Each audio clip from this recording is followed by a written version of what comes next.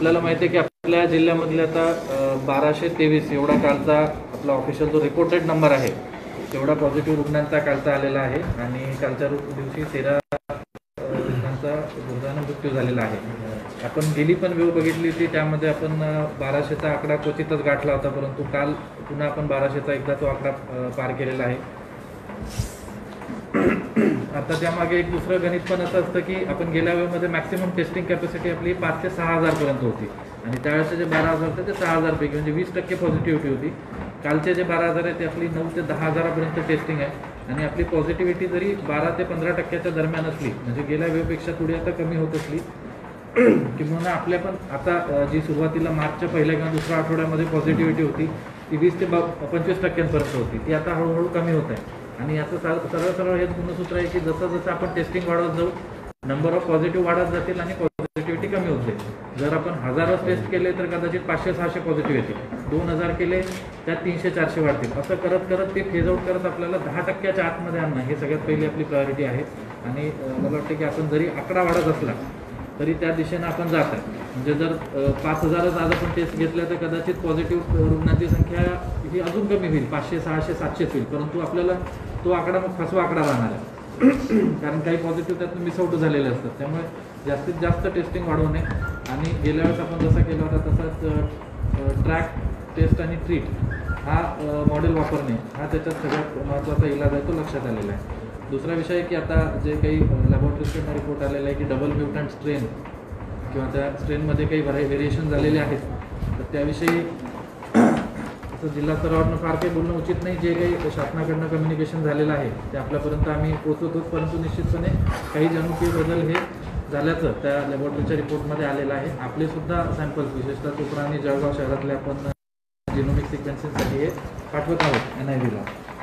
Bed पोझिशनवरती प्रचंड ताण आलेला आहे, ही गोष्ट आपल्याला मान्य करावी लागेल आणि त्यामुळे बऱ्याचदा पेशंटला फिराफिर होते. त्यासाठी आपण बेड मॅनेजमेंटची प्रणाली आता वैद्यकीय महाविद्यालयामध्ये स्थापन केलेली आहे आणि ते एक्सपांड करून लगेच प्रायव्हेट हॉस्पिटलसुद्धा त्याला अटॅच होतील, जेणेकरून एका नंबरवर कॉल करून आपण पेशंटला हे सांगू शकतो की कुठं बेड अवेलेबल आहे. बेड मॅनेजमेंटमध्ये दुसरं पण थोडंसं सहकार्य आपल्याला हे पाहिजे, स्पेशली जे रेफरिंग डॉक्टर असतात की तुम्ही समोरच्या हॉस्पिटलला एकदा कळवून जर पेशंट रेफर केला तर त्याला फार फिरण्याचं काम करत नाही, पण फक्त पेशंट आपल्या हॉस्पिटलमधनं बाहेर टाकण्याने मग तो त्याच्या जबाबदारीवर जाणे याच्यामुळे अडचणी वाढू शकतात. त्यामुळे आपण सगळ्या रेफरिंग डॉक्टर्सने ह्या सूचना स्ट्रिक्टली दिलेल्या आहेत की पेशंट रेफर करण्याच्या अगोदर तुम्ही समोरच्या हॉस्पिटलला इंटिमेट करा, बेड पोझिशन घ्या आणि तिथं नाही ते इतर दुसरीकडे आपण बेड मॅनेज करू शकतो. म्हणजे आताही अनुभव हा आहे की जसं आपण सिव्हिल हॉस्पिटलची आपल्या GMCची कॅपॅसिटी वाढवली, पेशंट GMC नाही तर इकरा नाही तर UPMC कुठंतरी आपण त्याला अर्जंटली मॅनेज करू शकतो.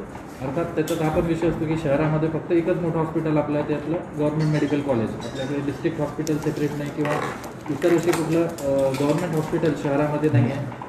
त्यामुळे थोडंसं आपल्याला ते जिकिरीचं बॅलन्सिंग आहे ते करावं लागतं. परंतु माझा विश्वास आहे की बेड मॅनेजमेंट सिस्टम एकदा व्यवस्थित कार्यान्वित झाली तर आपण निश्चितपणे पेशंटचं जे होणारा याच्यातला डिले आहे आणि तो जर जीवावर बेतू शकतो असा तो घातक डिले आहे तो निश्चितपणे आपण थांबवू शकतो.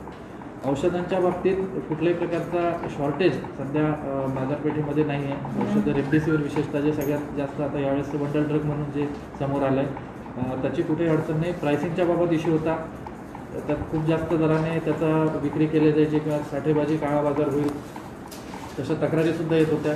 त्या अनुषंगाने आपण केमिस्ट असोसिएशनची मीटिंग घेतली, त्यांना सगळा मुद्दा समजून सांगितला. त्यांनीसुद्धा बऱ्यापैकी चांगला प्रतिसाद देऊन आता 1200 रुपयाची कॅप रेमडेसिवीरला लावलेली आहे. तरीसुद्धा अशा तक्रारी येतात की काही ठिकाणी अमुक एका दुकानातनंच घ्यावं आणि ते जास्त किमतीनं घ्यावं, असं काही असेल तर त्याच्यात निश्चितपणे कारवाई करण्यात येईल. मी सकाळीच आता एक अशी तक्रार आली त्याच्यात FDA आपल्या कर्मचाऱ्यांना त्या ठिकाणी आपण पाठवलेला आहे.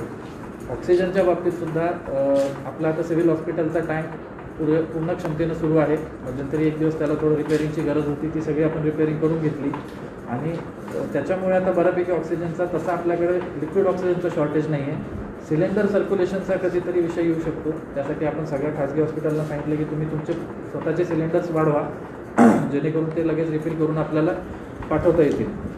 इवन हे सांगू इच्छितो की ज्या दिवशी आपला सिव्हिल हॉस्पिटलचा टँक 12 तासांसाठी रिपेअरसाठी बंद होता त्या दिवशीसुद्धा कुठं ऑक्सिजनची कमी झाली नाही. आपण सिलेंडरनं त्याला बॅकअप दिला आणि काल एका शेजारच्या जिल्ह्यात इमर्जन्सी म्हणून आपल्याकडचे 150 ऑक्सिजन सिलेंडर्स पाठवले. इतकी आपली कॅपॅसिटी सध्या आहे, आपला कुठेही हर्ट न करू देता. फक्त थोडासा त्यात हाच विषय असतो की थोडंसं कधी कधी हॉस्पिटल्स पॅनिक होतात, अचानक त्यांना सिलेंडरचं शॉर्टेज जाणवतो. त्यावेळेस आपण जिल्हा नियंत्रण कक्ष त्याचा स्थापन केलेला आहे. जिल्हा पुरवठा अधिकारी आणि त्यांची सगळी टीम त्यात कार्यान्वित आहे. सगळ्या डॉक्टर्सना आम्ही ते नंबर दिलेले आहेत की ऑक्सिजनच्या बाबतीत कुठलाही अडचण आली तर त्या टीमला कॉन्टॅक्ट करा. ते लोक कंपल्सरी 24 तास त्या ऑक्सिजन प्रोव्हायडरच्या तिथं बसून असतील आणि ऑक्सिजनचं त्यांना अरेंजमेंट हे करून देतील. दुसरा विषय जो गेल्या वेळेस खूप चर्चेत होता आणि यावेळेससुद्धा तो हळूहळू यायला लागले ते खाजगी रुग्णालयांबद्दलच्या तक्रारी. तर त्याविषयी आपण ऑडिटचं जे गेल्या वेळेसचं मॉडेल होतं तेच वापरणार आहे. राज्य शासनाचे जे आदेश आहेत ते कायम आहेत, ते पूर्णतः त्याच पद्धतीने ऑडिट होणार आहे आणि जिथं जिथं रिफंड देणं अनुज्ञेय ठरेल त्या ठिकाणी त्यांना रिफंड द्यावाच लागणार आहे. गेल्या वेळेस ज्या काही हॉस्पिटल 2-3 हॉस्पिटलच्या खूप जास्त तक्रारी होत्या त्यांना आपण यावेळेस स्पष्ट नकार दिला, कारण 10-20 बेडसाठी त्या इतक्या तक्रारी वाढतात की त्याऐवजी ते 10-20 बेड दुसऱ्या चांगल्या हॉस्पिटलमध्ये मॅनेज करून तिथं चांगली सेवा दिलेली चांगली राहतं. आणि हॉस्पिटल्सना सुद्धा आपण ही सगळी बेसिक माहिती आहे ती वेळोवेळी देत असतो. नवीन हॉस्पिटल्सला त्याचं ओरिएंटेशन दिलेलं आहे आणि जर आवश्यकता भासली तर आपण एक त्यांना सॉफ्टवेअर पण करून देऊ की त्यात फक्त पेशंटचे डेज आणि बेसिक डिटेल टाकले की ऑटोमॅटिक बिल कॅल्क्युलेट होईल. ते सुद्धा सॉफ्टवेअर आपलं तयार आहे. आजचा मूळ उद्देश आहे की आपण जे संशयित रुग्ण शोध मोहीम सुरू केलेली आहे त्याबद्दल आपल्या सगळ्यांना आणि आपल्या माध्यमातून जळगाव जिल्ह्यातल्या जनतेला ती माहिती द्यायची आहे. आपण आतापर्यंत म्हणतो की रुग्णांनी लक्षण असल्यास तातडीनं समोर यावं किंवा तात्काळ शासकीय आरोग्य यंत्रणेला समन्वय साधून त्यांनी टेस्टिंग करून घ्यावं.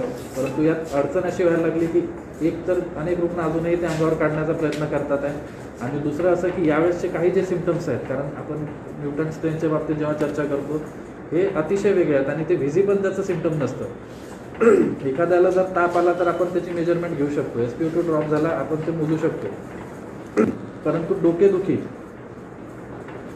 अंगदुखी हे अशी लक्षणं आहेत की ती त्या व्यक्तीलाच सांगावं लागतात. डोकेदुखी आपण असं बाहेरून काही मशीन आपल्याकडे नाही की ती मोजू शकतो. तर या बाबतीत थोडंसं आपल्याला जनतेचं सहकार्य लागणार आहे की अशा प्रकारची जी लक्षणं आहेत, डोकेदुखी, वास न येणे, चव न लागणे, अंगदुखी, पातळ शौचास होणे, ही लक्षणं जर सांगितली तर ही सुद्धा कारण कोविडची सिम्पटम्स आहेत. आणि यात एक गंभीर प्रकार असाही घडतो की आपण जे परवा पत्र इश्यू केलं होतं की काही ठराविक 5-10% असतील असे काही जनरल प्रॅक्टिशनर्स किंवा काही डॉक्टर्स आहेत क्लिनिक लेवलचे की जे याला टायफॉईड किंवा काहीतरी दुसरं काहीतरी डिटेक्ट करून त्या हिशोबाने ट्रीटमेंट करतात आणि मग पेशंट खूप खालावतो, मग तो कोविडसाठी येतो.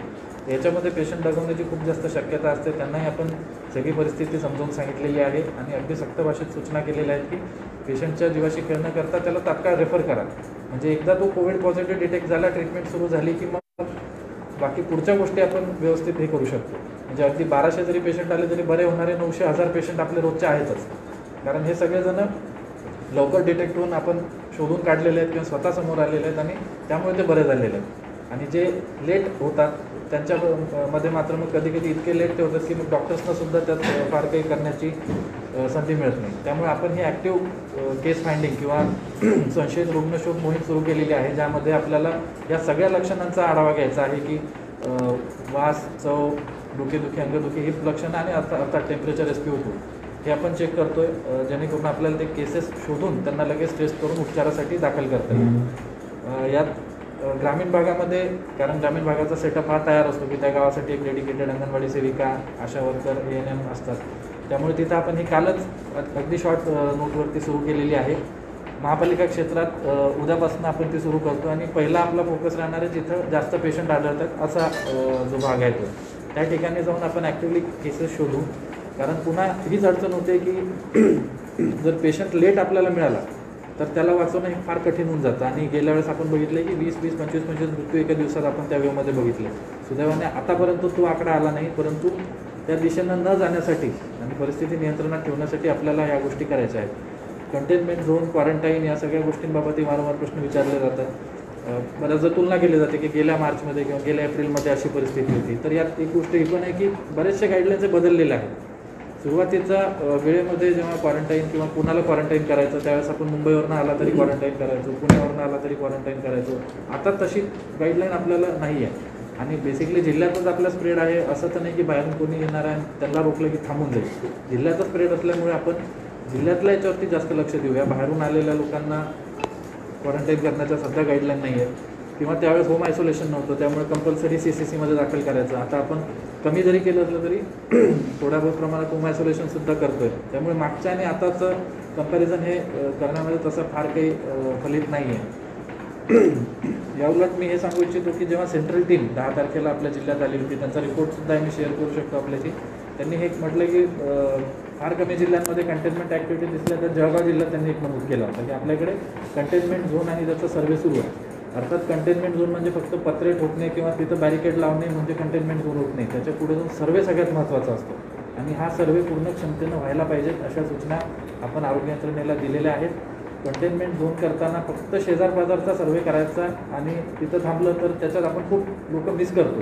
कारण एक वेळेस व्यक्ती शेजाऱ्यापाजाराशी बोलणार नाही, पण त्याचे वर्क प्लेस जो आहे जिथं तो काम करतो तिथं त्याचा जास्त कॉन्टॅक्ट येतो. क्लोज रूममध्ये उदाहरण सांगतो, एक बँक कर्मचारी आहे, त्याच्या घराच्या अवतीभोवती आपण सगळे सर्व्हे केला आणि थांबलो तर आपण त्याचे बँकेतले जे कॉन्टॅक्ट आहे ते मिस करतो. त्यामुळे वर्क प्लेस कॉन्टॅक्ट ट्रेसिंग, त्याच्या कामाच्या ठिकाणचे संपर्काची शोधणे, ही मोहीम अतिशय सक्रियपणे आपल्याला या ठिकाणी राबवण्याचं नियोजन केलेलं आहे. कारण ते लोक जास्त धोक्यात आहेत, कारण जे सोबत काम करतात, दिवसभर सोबत बसून असतात, ते शेजारी पाजारी किंवा कुटुंबीय ठराविक काळासाठी संपर्कात येतात. या अनुषंगाने हा सुद्धा एक महत्त्वाचा बदल आपण केंद्रीय समितीच्या दौऱ्यानंतर केलेला आहे. याशिवाय इतर जे मुद्दे आहेत त्याविषयी आपण सुद्धा प्रश्न विचारू शकता. परिस्थिती निश्चितपणे कठीण आहे, हे आपण मान्य करायला पाहिजे. बेड मॅनेजमेंटची आम्हाला सुद्धा बरीच कार्यावरची कसरत करावी लागते, आणि त्यात अडचण अशी झाली की काही ठराविक 2-3 तालुक्यांमध्ये, म्हणजे आपण जरी सांगतो की जिल्ह्यामध्ये आज आमच्याकडे जवळपास 2200 ऑक्सिजन बेड आहेत, पण हे जिल्ह्यात विखुरलेले आहेत. त्यामुळे जर एकाच तालुक्यात आउटब्रेक झाला तर तालुक्याच्या पुरते बेडची संख्या ही मर्यादित पडते. मग त्यांना आपल्याला बाहेर क्रॉस रेफर करावं लागतं, त्यात पेशंटची अडचण होऊ शकते. त्यामुळे आपला हाच हेतू आहे की प्रत्येक तालुका स्वयंपूर्ण करावा. त्यासाठी जास्तीत जास्त त्या ठिकाणी oxygen beds, non oxygen beds वाढवावेत. व्हेंटिलेटर्सचा एक इश्यू आहे की आपल्याकडे एक पुन्हा असा एक झाला आहे की व्हेंटिलेटर्स हे बऱ्याच ग्रामीण रुग्णालयांमध्ये चालू नाही आहेत किंवा आहेत. तर हे बेसिकली NIV आहेत, हे ट्यूबवाले व्हेंटिलेटर नाही आहेत. त्यामुळे ट्यूबचे व्हेंटिलेटर हे फक्त एकदम एक्सपर्ट सुपरविजनमध्ये आपल्याला GMC सारख्या ठिकाणीच लावता येतात. परंतु जे NIV आहेत ते आता बहुतांश ठिकाणी हे वापरले जात आहेत. 1-2 ठिकाणी एक्सपर्ट डॉक्टरने आपण कॉल ऑन बेसिसवर त्यांची सेवा घेऊन हे सगळी व्यवस्था सुरू करण्याचा प्रयत्न करतोय. NIVचा वापर जरी केला तरी बऱ्यापैकी आपल्याला रिलीफ मिळणार आणि व्हेंटिलेटरसाठीची शोधाशोध थांबेल अशी आपण यंत्रणा ऑलरेडी तालुका पातळीवर तयार केलेली आहे. याशिवाय बाकी दंडात्मक कारवाया किंवा इतर जो विषय आहे त्याबाबत मी SP साहेबांना विनंती करतो की आपण थोडंसं मीडियाला रिलीज करावं. वाढत्या केसेस जो कालचा उच्चांक जिल्ह्याभरामध्ये गाठलेला आहे, तर त्याच्यामध्ये निश्चितपणे टेस्टिंग वाढवणं हा एक महत्त्वाचा मुद्दा, त्याचा फॉलोअप करून वाढल्यामुळे ह्या केसेस वाढलेल्या आहेत. या अनुषंगानं मी सर्व जळगाव जिल्हावासियांना आवाहन करतो की आपण ज्या त्रिसूत्री दिलेली आहे, जे नियम दिलेले आहेत, याचं कटाक्षाने पालन करावं. कारण या वाढत्या केसेसला थांबवण्यासाठी आपण सेल्फ डिसिप्लिन, मी जबाबदार, ही जी काही योजना, ही संकल्पना माननीय मुख्यमंत्री महोदयांनी सुद्धा आपल्याकडे आपल्या सर्वांना आवाहन करून राबवण्याचं आवाहन केलेलं आहे. त्याचा पालन सर्वांनी करावं. मोठ्या प्रमाणावर दंडात्मक कारवाया पोलीस दलातर्फे चालू आहेत. विविध ठिकाणी मास्कच्या केसेस आहेत, त्यावर तसेच 188च्या अंतर्गत आमच्याकडून केसेस चालू आहेत आणि यापुढं आणखी जास्त गांभीर्यानं या विषयाला पोलीस दलाला घेणं भाग पडणार आहे, याची आपल्या सर्वांना कल्पना असली पाहिजे.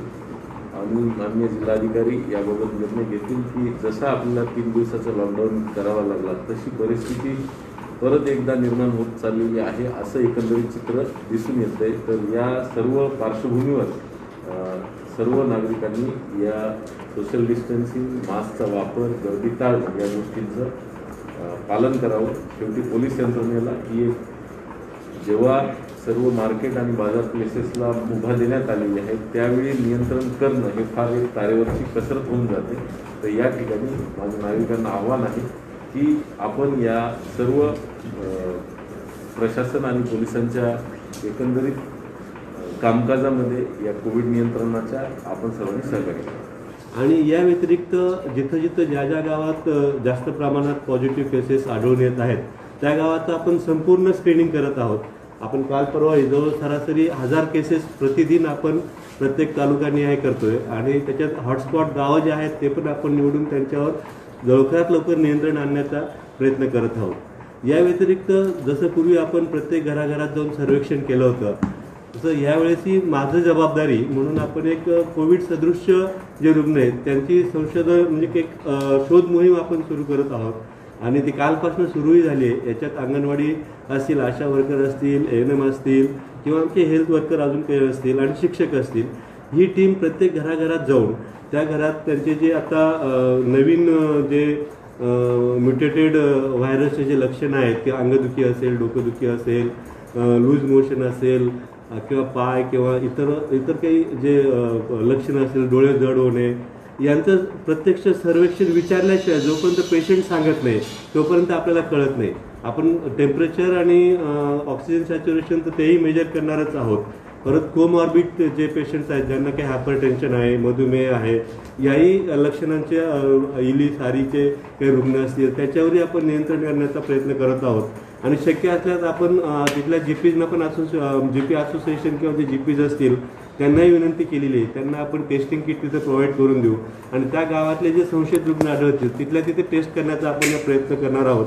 माझं ग्रामीण जनतेला एक आव्हान असेल की ही जी रुग्ण संशोधन मोहीम आहे, सदृश्य रुग्ण संशोधन मोहीम, त्याला लोकांनी सहकार्य करावं. हे जे कर्मचारी आपल्या दारी येतात ते स्वतःचा पण जीव धोक्यात घालून येत आहेत आपल्या जीवाच्या संरक्षणासाठी, एवढं आपण लक्षात ठेवावं आणि त्यांना काही त्रास न देता आपण त्यांना सहकार्य करून आपला अहवाल जर दिला तर आपल्याला लवकरात लवकर ग्रामीण भाग किंवा शहरी भाग कोरोनामुक्त करण्यास मदत होईल. आता जो प्रशासनावर जो लोड येतोय ते जर आपल्याला अर्ली डिटेक्शन झालं, पहिल्याच टप्प्यात डिटेक्शन झालं आणि जर कोविड अप्रोप्रिएट बिहेवियर आपण केली, होम क्वारंटाईन असू तर होम क्वारंटाईनच राहावं, आपण इतरांच्या संपर्कात येऊ नये, आपल्या कुटुंबाचं संरक्षण आपण करण्याची आपली जबाबदारी व्यवस्थित पाळली तर याच्यावर आपण निश्चितच लोकांच्या सहकार्याने नियंत्रण आणू शकू असं मला वाटतं. आणि याच्यात सगळ्यात महत्त्वाचा रोल आहे लोकांचा, कारण आता अशी स्टेज नाही की आपण लोकांमध्ये जनजागृती करतोय, सगळ्या लोकांना या आजाराविषयी सगळंच माहिती आहे. त्यामुळे एक आपली जबाबदारी म्हणून जर आपल्याला काही लक्षणं स्वतःहून जरी आढळले तरी आपण प्रथमतः आयसोलेट होऊन टेस्टिंग करून घेणे ही सगळ्यांची एक आद्य जबाबदारी आहे आणि ती प्रत्येकाने पार पाडावी अशी माझी नम्र विनंती आहे आणि आव्हान आहे.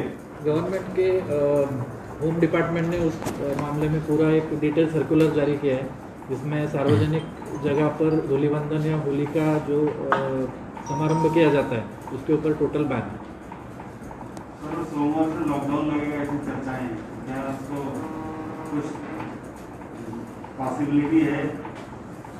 जिल्ह्याची एकंदरीत परिस्थिती बघता आता ॲक्च्युली आम्ही तोच हे करत आहे की गांभीर्यानं त्याविषयी विचार सुरू आहे हे मी सगळ्यांसमोर नमूद करू इच्छितो. आणि बऱ्याचशा जिल्ह्यांनी ती घोषणासुद्धा केलेली आहे, बीड, परभणी असेल, नांदेड असेल, तर आपणसुद्धा त्याचा गांभीर्याने विचार करत आहोत. आणि जर ही सगळी आकडेवारी बघून, सगळे ऑब्जेक्टिव्ह डेटा बघून आणि बाहेरची ओव्हरऑल परिस्थिती बघून जर तशी काही वेळ आली तर आपण ते इन ॲडव्हान्स जाहीर करू. असं अगदी 11व्या तासाला आपण आज रात्री सांगणार की उद्या सकाळपासून लॉकडाऊन असं बिलकुल होणार नाही.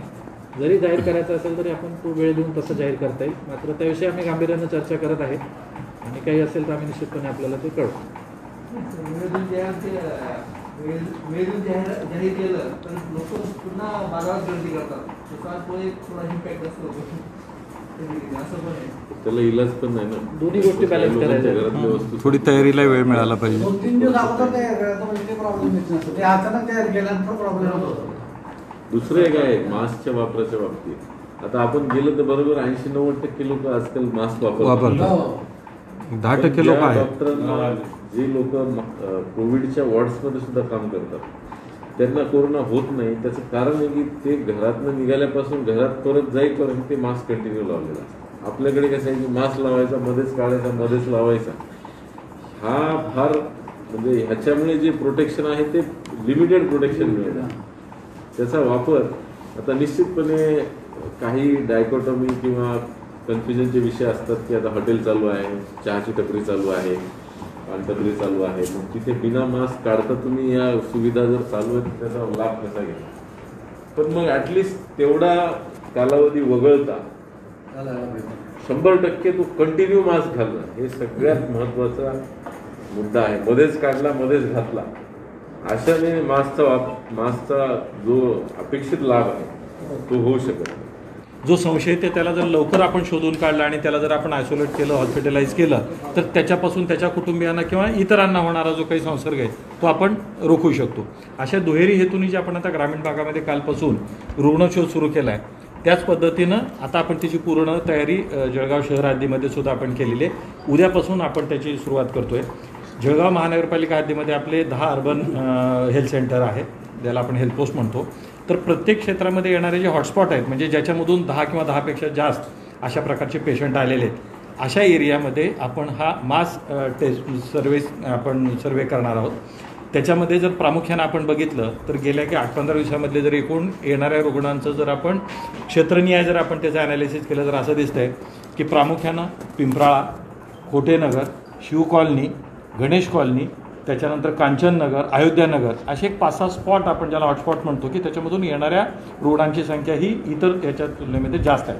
अशा एरियामध्ये आम्ही सुरुवातीला हा सगळा सर्वे करतो आहे.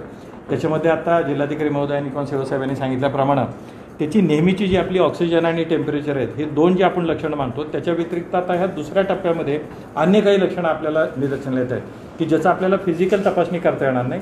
त्याला आपल्याला ओरल इन्व्हेस्टिगेशन आपल्याला करावं लागेल. म्हणजे त्या कुटुंबियांना आपल्याला विचारावं लागेल की अशा प्रकारचा काही त्रास असेल तर तुम्ही सांगा. याप्रमाणे आपण कुणाला खोकल्याचा त्रास असेल, काही लोक आपल्यासमोर ते निदर्शनाला आणत नाही किंवा कुणाला काही टेस्ट येत नाही आहेत, वास येत नाही आहे, अशक्तपणा जाणवतो आहे, डोकेदुखी आहे की ज्याला आपल्याला काही इन्स्ट्रुमेंटनं मेजर करता येणार नाही, त्या पेशंटनी स्वतः सांगितलं तर आपल्याला कळणार आहे.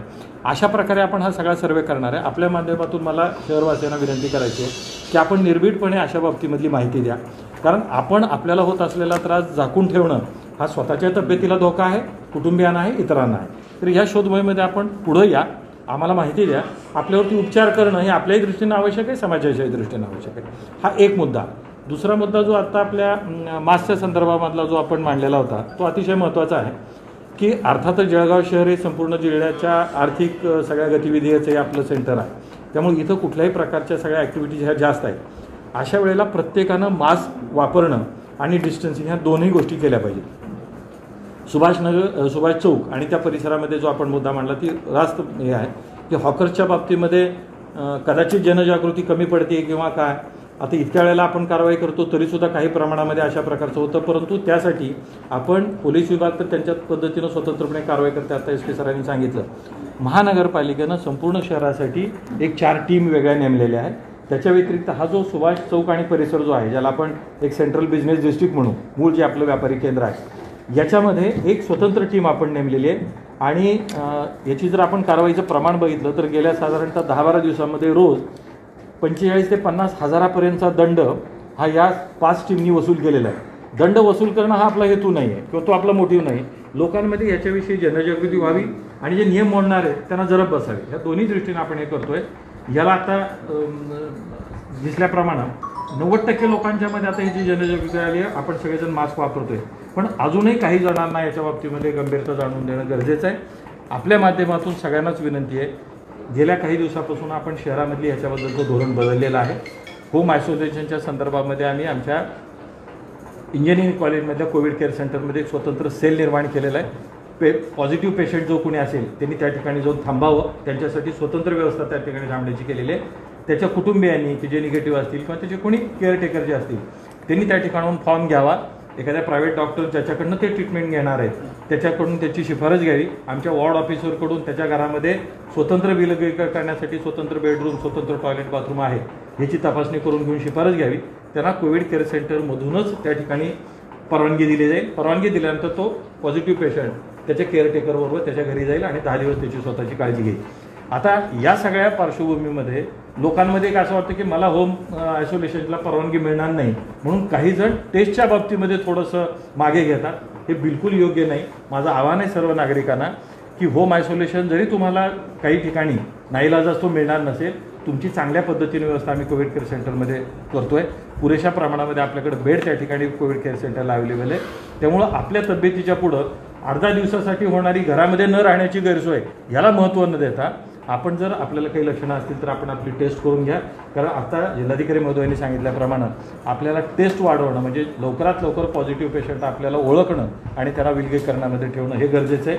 जरी तात्पुरत्या प्रमाणामध्ये पेशंटची संख्या वाढली तरी लाँग रनमध्ये आपल्याला याचा संसर्ग आणि पॉझिटिव्हिटी कमी करणं शक्य आहे. त्यामुळे माझी विनंती आहे की आपण जे टेस्टिंगचं प्रमाण वाढवायचं म्हणतो त्यासाठी कुणावरही अशा प्रकारची कंपल्शन करण्याची वेळ येऊ न देता स्वयंस्फूर्तीनं लोकांनी पुढे यावं आणि जास्तीत जास्त टेस्ट करून घ्या.